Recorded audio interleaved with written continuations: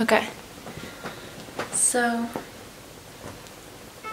this is my first video of many. I'm going to be making many videos surrounding my art and just kind of my process as an artist. Around a year ago, when I was applying to all these schools, I didn't see a lot of artists like me, I guess. I didn't see a lot of people who, you know, were as concerned as I was about the financial aspect of all of these schools, like Parsons, RISD, MICA, all of the schools that I got accepted to.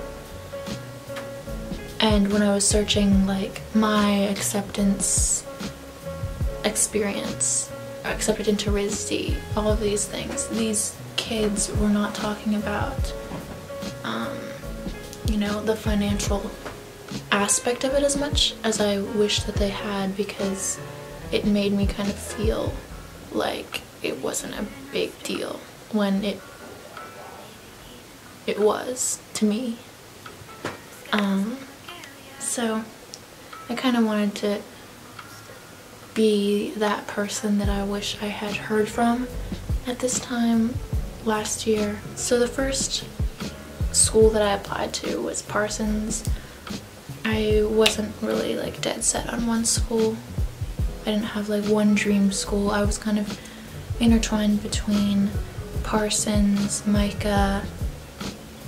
I mean, those were kind of my top two. And then RISD I kind of applied to last, just because, I mean, Rhode Island, it seems like a nice place, and the school seems amazing, but I just wasn't so sure about, you know, the cold weather, I guess, and that whole thing.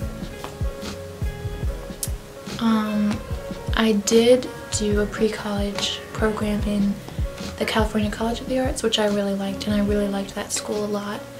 The only thing that I was worried about was just that, you know, it was in California, all the way across from the country from me, and the expenses of kind of going back and forth, the plane tickets, stuff like that.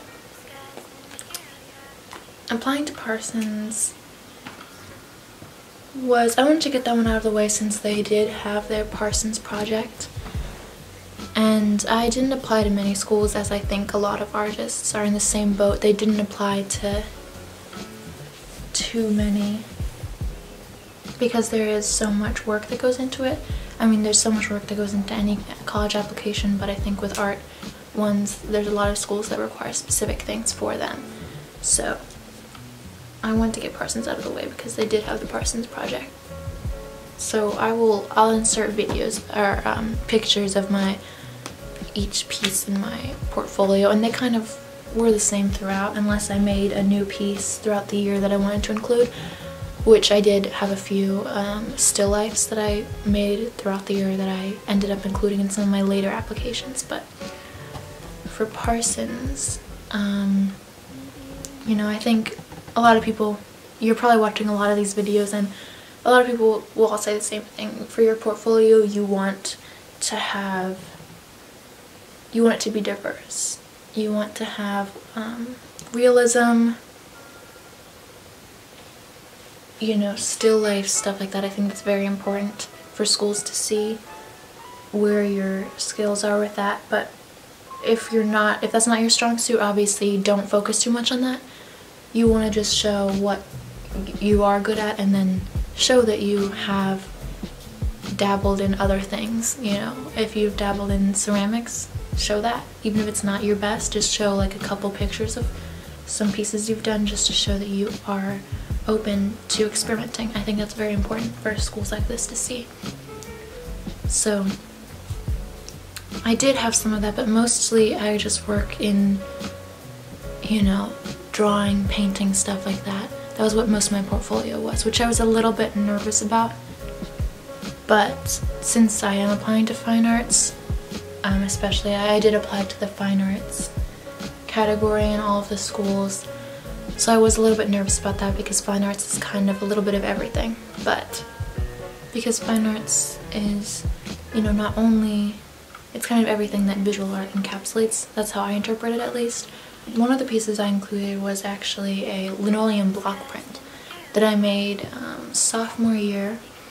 So some of this stuff is a little bit older, but I decided to include it because it was kind of an interesting process for me, and I really liked it. I liked the process of carving out each little piece and the time it took. I mean, I hurt my wrist just doing that like movement over and over again, but I really liked the final product.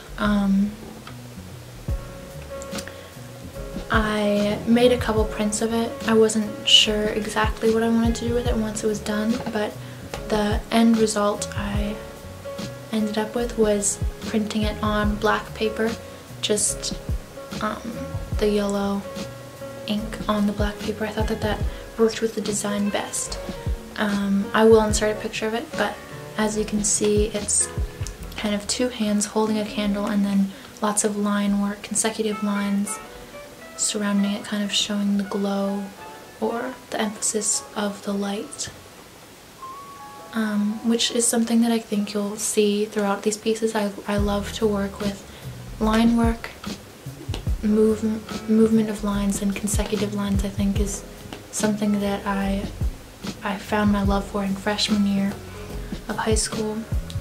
My art teacher kind of pointed out that I did that a lot in my work, and I kind of focused on, you know, delving a little bit deeper into that. I really like the movement of lines. Sometimes it's not so obvious, like in my still lifes it's not so obvious as, you know, this piece, but I do kind of focus on lines a lot and the smoothness of them in my work. Another piece that I put in my portfolio I made, and a lot of these pieces I actually made in my dual enrollment classes at the college by my house. I have an art college by my house. I'm very lucky to have that. I can just walk to it. So I took a lot of dual enrollment classes there during high school. I actually finished my my freshman year there, so I will be entering full-time college as a sophomore, which is pretty amazing. I'm very thankful for that. It obviously saves a lot of money and time. So this piece, and I won't be showing every single piece in my portfolio, but just some of the key pieces that I think are important to show. This piece, the prompt for this piece was to make a piece from a specific time period following a specific color scheme. So we had to, you know, decide on the color scheme and time period beforehand, obviously, and tell my teacher about it, so that he kind of made sure that we, you know, followed through with that. So I did the 70s because it's kind of my favorite. 60s and 70s, I really enjoy that kind of aesthetic and color scheme. I love the warmth that those colors kind of bring, and so I wanted to go along with that and make a, you know, screen print style music festival poster that I love 70s music festival posters. I think that they're so beautiful and detailed, and I love, again, the line work that is in them, and I just think that they're so unique. I looked up a lot of posters on Pinterest and stuff like that to kind of see what I liked about them and what I kind of wanted to incorporate into my own piece. So one of the things I liked was kind of the colors not necessarily going with what you'd expect, like the skin color being a completely different, you know, color. You know, that's not actually a realistic skin color, just being a, you know, completely random color, and the hair as well. Just all the colors being kind of mixed up, not necessarily going with what you'd expect, if that makes sense. So for this I did, her skin is kind of a golden yellow, and the background being this teal blue, just to kind of fit that screen print kind of idea. So it did take a while to do the hair, the little, you know, lines and everything, going in between and making sure that it didn't look streaky. That was a very hard part. This is acrylic paint on illustration board, so, you know, bright white board, and these colors, it was very hard to like make sure I was going over it but also keeping the lines, you know, straight and the way I wanted them to be. So it did take a while, but I'm very happy with the final product. This was also something I made in junior year. I kind of made her face kind of Art Deco-y. You know, the eyebrows just kind of like high and expressive and just one line. I kind of focused on that kind of style because that's something that I saw a lot in the examples that I looked up. And of course I did the 70s bubble font, and you know, I outlined the name of the festival. I did decide to name it Moon Age Daydream because that is one of my favorite songs by David Bowie, and it did come out in 1972, so I wanted to kind of, you know, allude to that a little bit because David Bowie is my all-time favorite artist ever. So yeah, I kept to the color scheme of the gold and yellow, kind of like that warm green that I think is so, I mean, if you're doing a 70s color scheme, I feel like you have to have that warm green. And kind of like this raspberry red color and this, just a hint of the light purple and cream. Yeah, I'm pretty proud of how it turned out. I might have incorporated, if I had done this now, I might have incorporated a warmer reddish orange. I feel like that might have brought out a little bit more kind of emphasis on the warmth of the 70s. I feel like when we think of 70s, we do think of like oranges and reds and stuff like that. So I might have brought a little bit more warmth even, because I did have those cool colors. You know, though the green is warm, I think that it is still more cool next to the teal of the background. So I wanted to include that piece because it's not realism and it's kind of showing how I can go, you know, stick to a theme and carry it out. Another piece that I included, I also made in my junior year of high school, and I'm still very proud of this piece. I think that it was like a turning point piece for me. This piece is a part of my concentration for my AP studio art class, so I'll make a whole other video on that, but basically my AP studio concentration was kind of like fairy tale like images, kind of all following a certain theme, kind of moody during the nighttime and taking place under a full moon. So this piece, the prompt for this piece, I also made it during my dual enrollment class, and the prompt for this piece was to create an image that showed depth by the cool tones being in the background and the warm tones being in the foreground. So I did this not only with the color scheme of the piece, but also with the light source. So the moon in the background is this cool toned white, and the candle in the foreground is this warmth glow that kind of illuminates and brings out the warmth that's already in the girl's skin and hair. So I think that this really helped me to kind of bring about a whole other aspect of depth in the image. Not only did the cool blues of the sky do that, but also the light source I think was a very important part of that, and I'm so glad that I included that in this piece. One thing that I heard during critique was that, you know, obviously the grass on the two sides of her is going in different directions, and her hair is going in one direction, the candles are not being blown out. So I know this annoyed some of my classmates because it's like, that doesn't make any sense.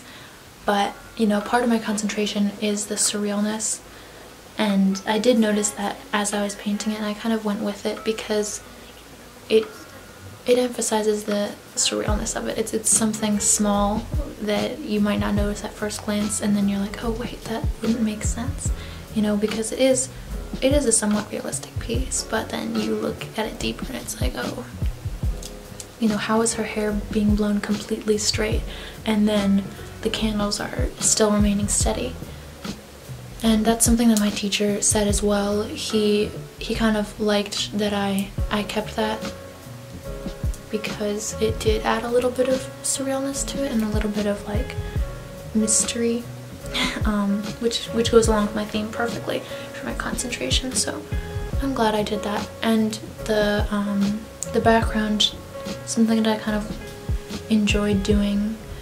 I figured it out around the time that I made this piece, is I really like when I'm doing landscape art or something like there's a landscape in the background. I love highlighting the what is it called, like the skyline with a lighter color. I think that kind of adds a little bit more realism to it. I don't know, it's a certain look that I really like, just kind of highlighting where the ground meets the sky. And yeah, it could be a mist, it could be like just that the sun has set not too long ago. It could be something like that, and I really enjoy that. And I also, yeah, I like this piece a lot and what I did with it, so I wanted to include that. It's one of my favorite concentration pieces. Another piece that I included is also from my junior year, and it's also from my dual enrollment class. It's a huge piece. It is 30 by 40 inches, and it's painted on a very flimsy like cardboard paper. It was such a hassle to paint, but I do love the end process, the end picture. I'm really happy with it, and it is a unique piece that I wanted to include in my portfolio because it is so large. It shows schools that I'm not afraid of going big with my art, and that's something that I think is, you know, many people are kind of afraid to do that early on. So, not everyone, but some people are. It can be daunting to go so big with your art. It makes it a little bit more difficult when you're sketching it out, especially when you're trying to do something recognizable. This is a self-portrait. It is, I mean, I would say it looks like me, but it is a little bit distorted. I think I made my nose too long and my lips are like, I don't know, maybe a little bit too like shrunken. But other than that, I think it's good. I don't think that the focus is too much on making it look realistic. It's more about, you know, the colors. The prompt for this piece was to make a piece in full color, no black or white. We couldn't use any black or white. Obviously we could mix white into the colors, but we couldn't just do full black or white in any of it. So that was something that I was a little bit afraid of, because you basically can't make it not look insane. And you know, I love color, but it was a little bit intimidating at first, but I just delved into it and I really like how it turned out. Another aspect of the piece is over top of it, of the colors that we did, we had to do contrasting colors, and there had to be a pattern throughout all of it. So over top of the blues in my face, I did like a warm purple, stuff like that. The pinks in my face, you know, I did a blue or something, and in the background, the pinks and the yellows, I did those blue lines. So this was actually a selfie that I took. It was just like a really grainy, nothing special about it. When I showed it to my teacher that this was the picture that I was going to paint, he seemed a little bit like, okay, why did you choose this picture? But I don't know. I kind of thought, maybe I don't have that many selfies of myself. I don't take that many pictures of myself. I don't know why I chose it, but I did, and I'm really glad that I did. If I can find that exact selfie, I'll insert it here just to see the comparison of how I kind of did use the colors that were in that picture. I just emphasized it more. So this was, yeah, it was interesting. I kind of used the background too, like my door in my bedroom and the pictures on my wall, to kind of use as a guide of what kind of lines I would use in the pattern over top of the piece. So I had a lot of fun with this. I mean, again, I love lines, so this was very fun. My shirt, I will say, one of the critiques I got was that my shirt didn't have enough patterns. As if I did find the picture to insert, I am wearing like a kind of plain shirt with just a few words on it. It's another David Bowie shirt. I have many. And I did kind of make the decision to not do too many lines over that. I just wasn't so sure. Like, I did not want to make it a crazy piece. I actually really fell in love with it before I put all the lines over top, so it was already like hard for me to like go over with all this craziness. But yeah, I think that was a really important piece to include in my portfolio, because it is different and it is large. So this is a 2-hour long still life. Oh no, this is a 40-minute long still life that I did during my pre-college program at the California College of the Arts, which I will make another video on that process and that experience, because that was very important for me. I think that was a very good experience. So yeah, I think that the still lifes I made in this class that I took were kind of a turning point for me in my realism, and I'm really proud of the work that I did in that class. So this is obviously unfinished, but I decided to include it because I like to leave a lot of my still lifes unfinished. I like to just do as much as I can in the time that's allotted and then leave it at that. And I really like how this piece turned out. I just really got to do the lights and the low lights of the piece and some of her green hair, and that's it. So I wanted to include this piece because I am proud of it, and it is realistic in my eyes. It was at the time, it was one of the most realistic pieces I'd ever made. So I definitely made a point to include it. And I loved how the blue of it was. Our teacher made us kind of do a wash of blue to kind of help with the undertones, and it did help a lot. And I thought that was so interesting to kind of think about when you're doing still lifes, what are the undertones of someone's skin. You know, darker skin tones will have warmer undertones most of the time. Like, darker skin tones will have more of a orange or pink undertone most of the time. Not all the time, but most of the time.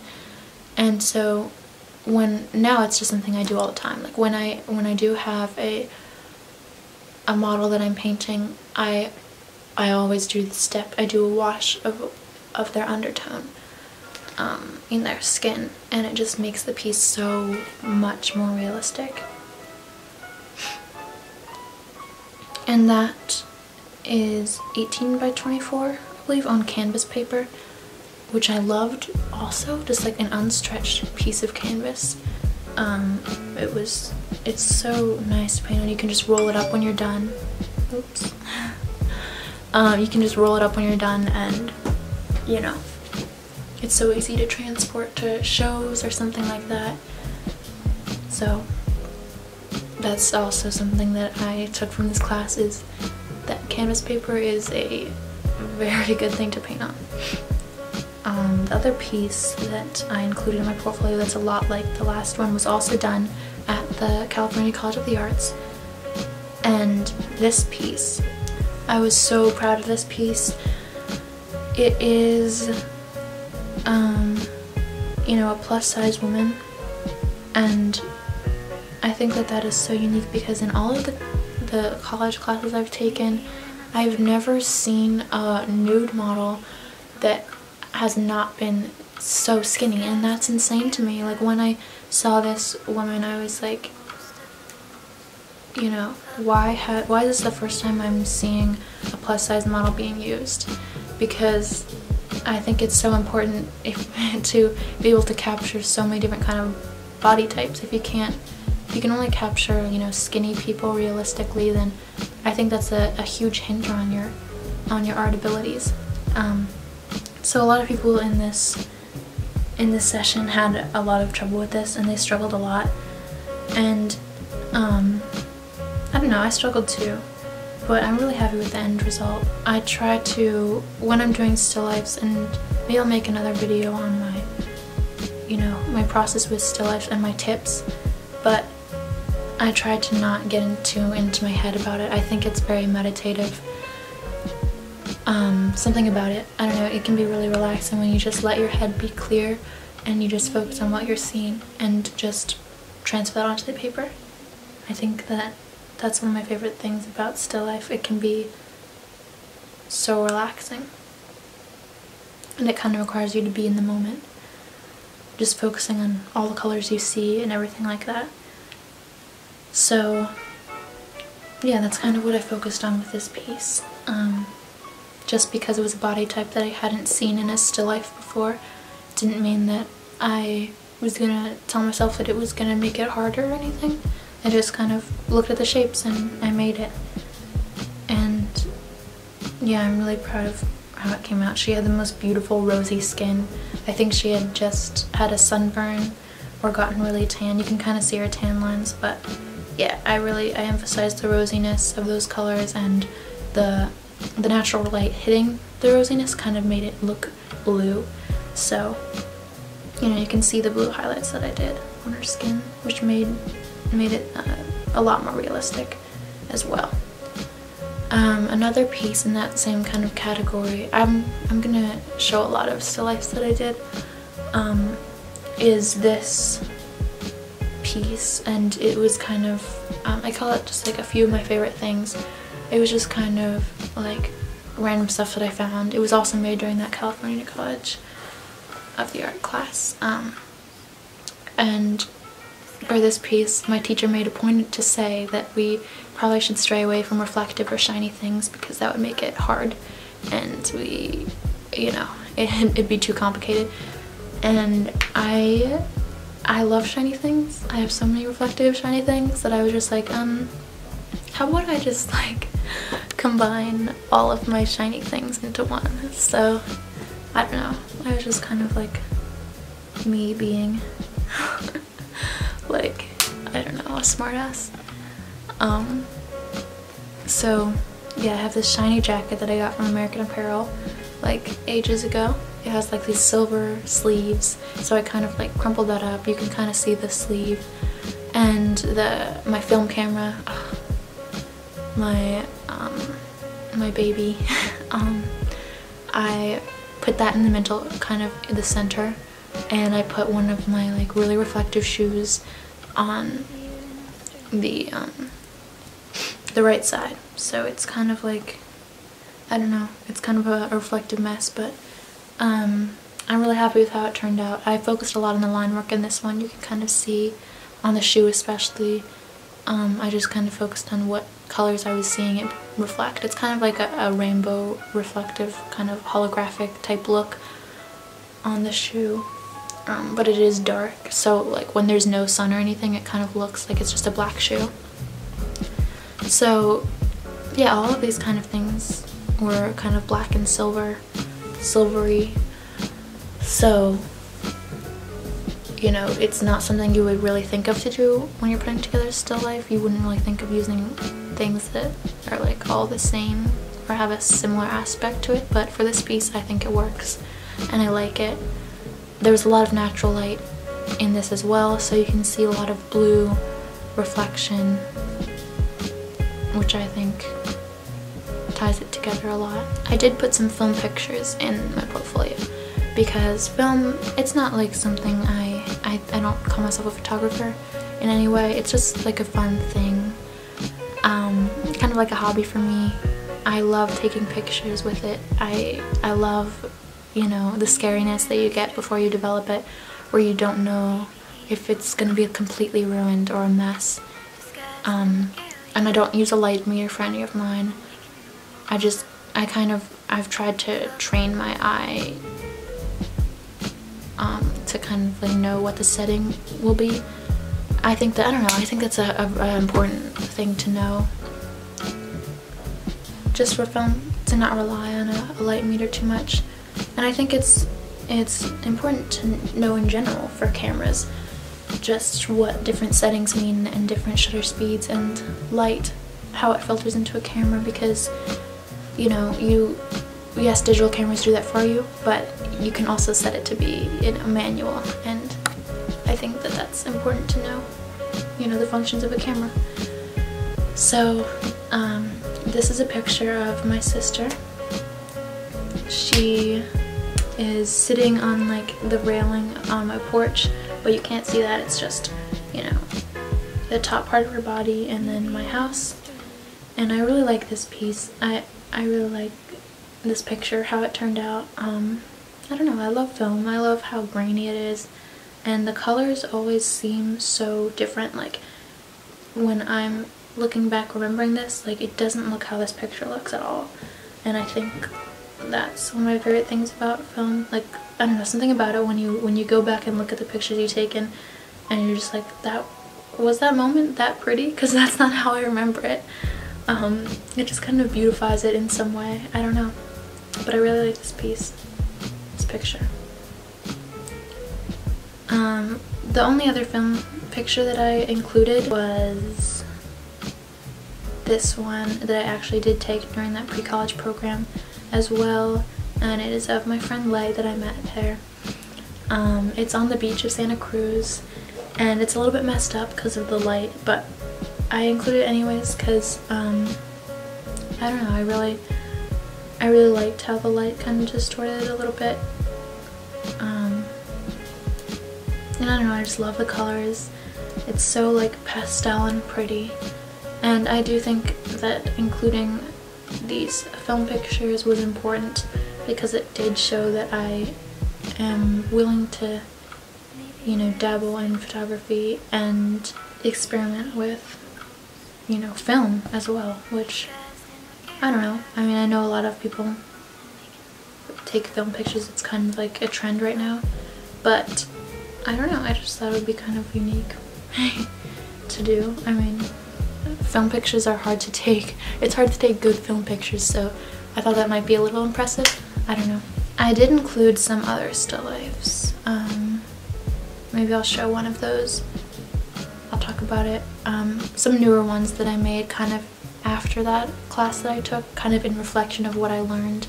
I took a lot of stuff that I learned and kind of made it better and focused on how I can, you know, refine those skills that I did learn in that class. So this is a still life that I made for a gallery by my house. I was going to do a kind of a demo on how to mix different skin tones, and yeah, so I made this still life, and you know, there's so many different colors in it. I used, you know, very little brown. I used purples, you know, oranges, reds, and just you know, a tiny bit of black. I don't use lots of black on my pictures, paintings, because I think a lot of artists will say the same. It dulls it down. You know, it's better to make an illusion black than a real black, but I do go in with, at the very end, with a little bit of black and a little bit of white, just to emphasize the darks and the lights a little bit more. Just, you know, I don't blend it out, I just do a little bit of like a little line of the black in to show the creases and like where her hip and her rib was meeting when she like angled that way, stuff like that. And yeah, this is also unfinished. You can see her hair. I didn't really focus on that as much. I really wanted to focus on the torso. So yeah, a piece that I included I don't think I included this. I finished this like later in the year, so I think I only got to include this in the RISD portfolio. But this is a sculpture that I made in my dual enrollment class, my 3D design class. It's about 4 feet tall, and it was such a pain to make. It was such a pain to make. I had to use power tools, which I hate, but it was a good experience. It's a tab and slot sculpture, which means that it's something that you can take apart and it's just flat, and then when you put it together it kind of makes a 3D effect.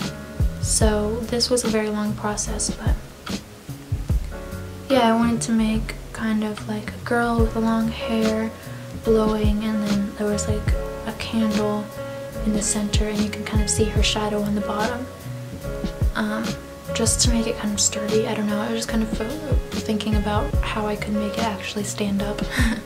So I came up with this. I don't know, I wanted to include it because it's like the only sculpture I really have. I made some ceramic pieces, but I don't know, this was like the main thing that I thought that was the most impressive, because it is, you know, big and, you know, time consuming. So the last piece that I'm going to talk about is this one. It is another piece for my AP concentration, and I'm really proud of it. I delved out of my comfort zone a little bit with this. I was kind of getting sick of making realism pieces or trying to be realistic, and I just kind of wanted to go crazy with the colors a bit. So I just, you know, I made her skin tone completely, you know, non-realistic, just any aspect of what would be shadow I made blue, any part that would be highlighted I made orangey yellow. Yeah, this piece, I'm still a little bit unsure of it.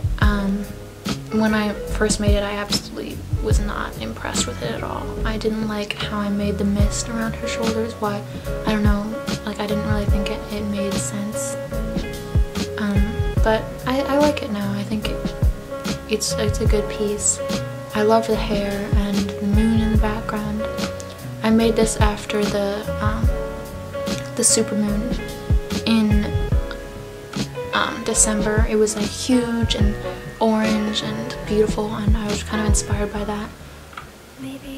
Because throughout my concentration I was kind of just doing like, it's raining so hard outside. I was kind of making just like plain white moons, and when I saw this moon I was just like, I should make this moon, like this is a beautiful moon. So yeah, I kind of wanted to make a piece that would go along with that.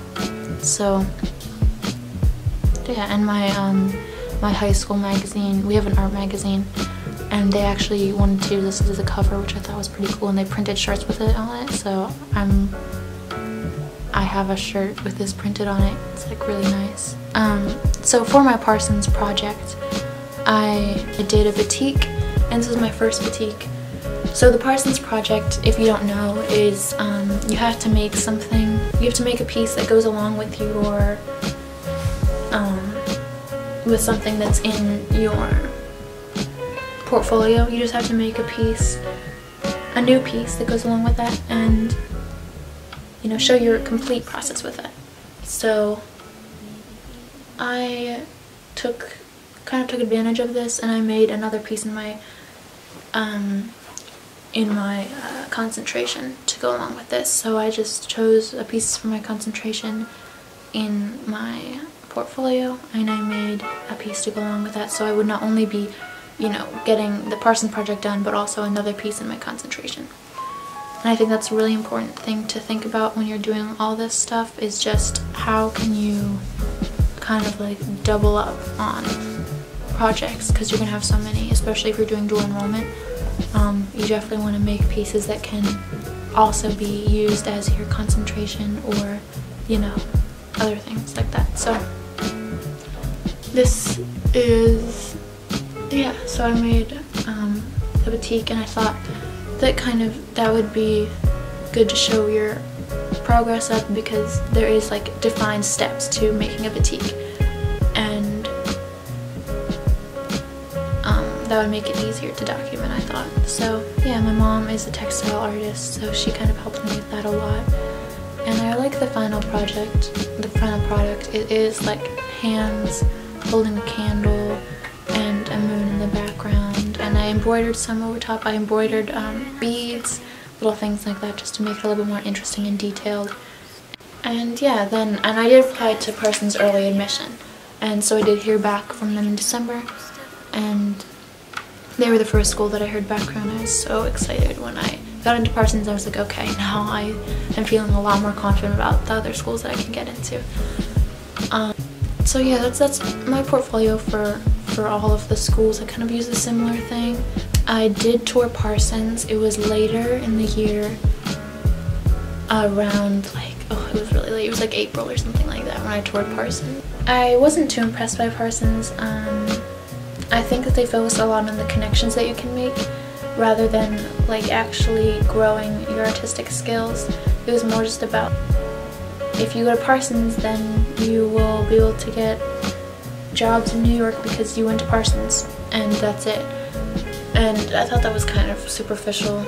I don't know, something about that I didn't really like, and it didn't really resonate with me. It felt like they were trying to impress everyone by, you know, saying how prestigious their school was, but in reality they didn't really have that much in terms of fine art.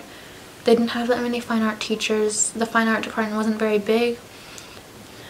The actual studios, you had to go up so many stairs, and I couldn't even imagine going up that many flights of stairs with a huge portfolio case. I mean, it was insane. And yeah, I will say the studios are right next to a Blick store, which is nice.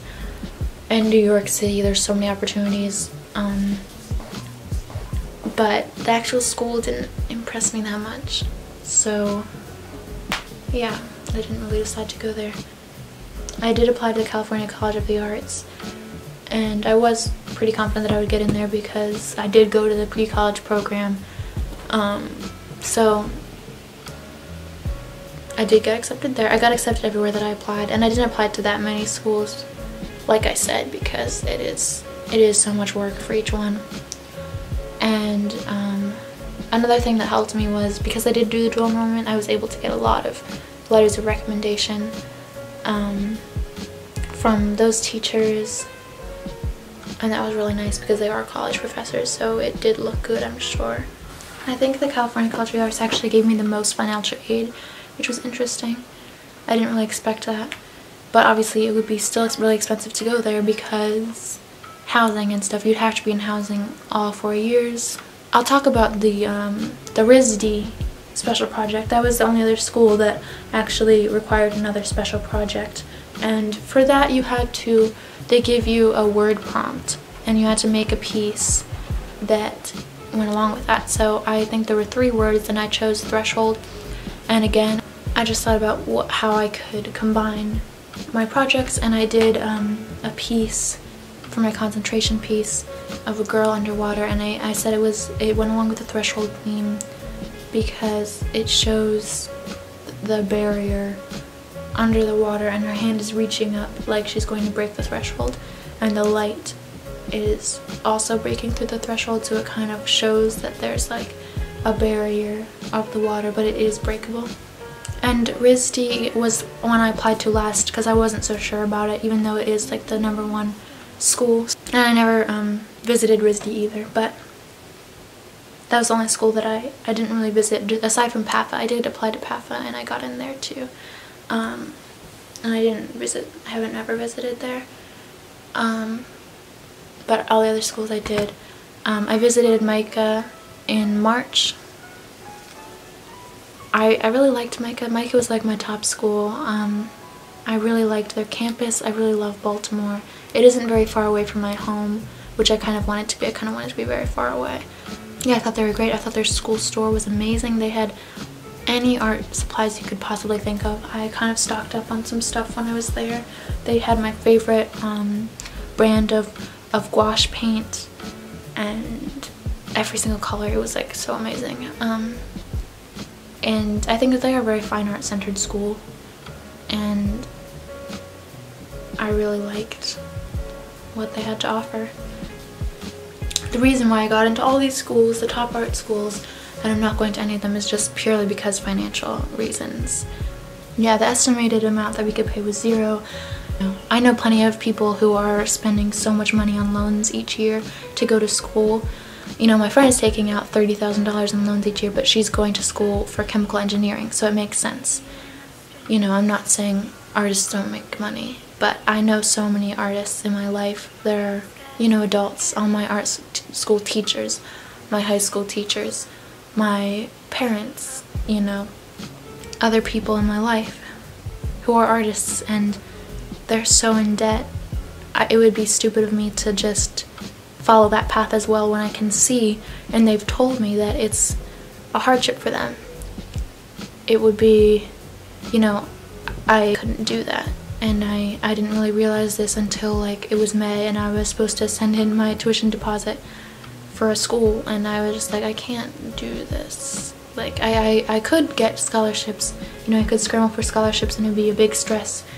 Each year I could find $30,000 in scholarships, but that would be, I wouldn't want to put myself through that much stress. For me, going to a big school is not what's going to make me a successful artist. I'm always creating. I'm the type of person who has been creating their whole life, and I'm not gonna stop. I wouldn't be able to stop if I tried. So, you know, I'm always teaching myself new things, and I'm always getting better for myself. So, you know, I just decided that it's more important for me to just get the fine art degree, and, you know, I can always transfer to a big fancy school if I think that that's necessary for me, but it probably won't be, because that's an amazing amount of debt that I can't go into. If you're in the same boat as me, I know some people, you know, it's not a worry for you. You can go wherever you want, and you know, it's all your parents' money, and that's realistic for you, that's fine, but that's not realistic for me.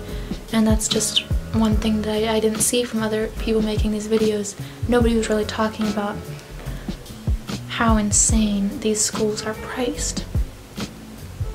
You know, they are fancy and they are dazzling when you go to visit them, but for me, that's not realistic. That's not something I can do when I am, like I said, surrounded by so many people who have done that and are still dealing with the effects of going to such a fancy school at such a young age and having to pay off student loans for the rest of your life.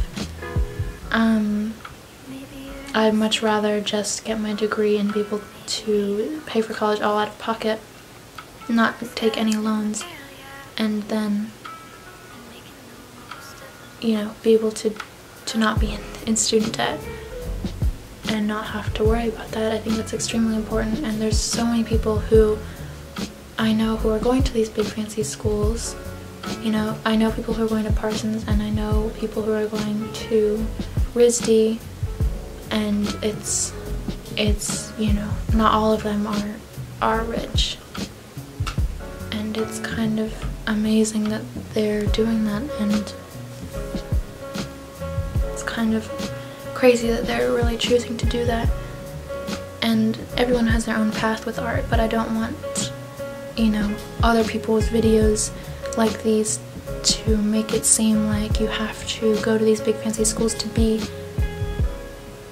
an important artist. It doesn't really matter at the end of the day what school you go to, and you can get so caught up in, you know, especially if you are talented, you can get so caught up in wanting to go to one of these schools and say that you graduated from RISD, the top art school in the country.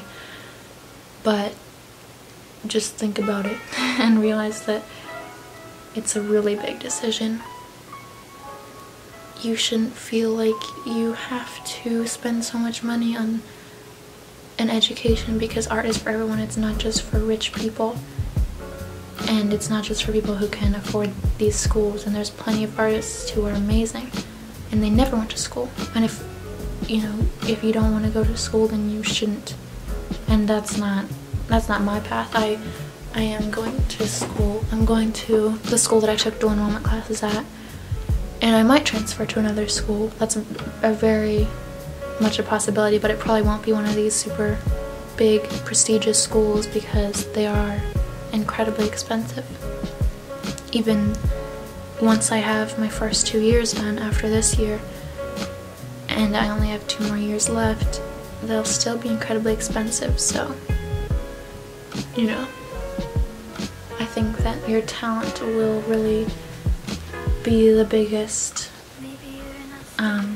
that'll really speak for you the most. And if you think that you can only be talented if you go to a school that really pushes you, then that's you, and that's fine. But yeah, I just wanted to say that, you know, I just wanted to address this because I didn't feel like anybody else really was. Any videos that I saw at least a year ago when I was searching this and looking through this frantically, all these acceptance and application videos, I didn't see anything like this. So I just wanted to be that person and just be like, if you want to be an artist, if you love creating, then be an artist and create. You don't need to go to one of these schools to do that. If you liked my art, then